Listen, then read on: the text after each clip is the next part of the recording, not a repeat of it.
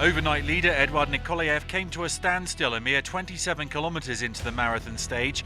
The KAMAZ lost about 15 minutes there and then before clawing some time back as he finished third on the stage. The double defending champion had also dropped some time on stage 3 after dominating the first two stages of Dakar 2019.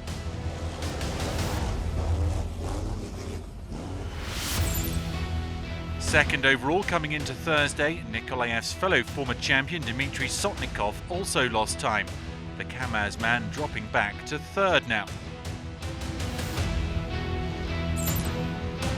Federico Viagra has never won the Dakar and he won't this year after losing major time, hitting trouble in the second half of the stage. The DMITRY challenge has completely floundered now.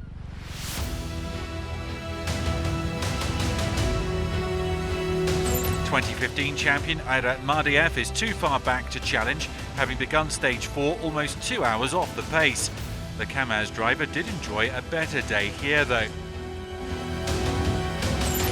ANDREY followed up winning stage 3 with another excellent drive.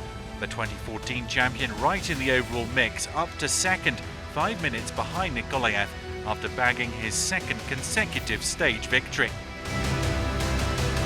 Yet to turn 30, MACIK is an up-and-coming truck star and is now the only credible challenger to the KAMAZ, running fourth. It might just be too soon for him though to become the first Czech champion since Karel Loprice in 2001.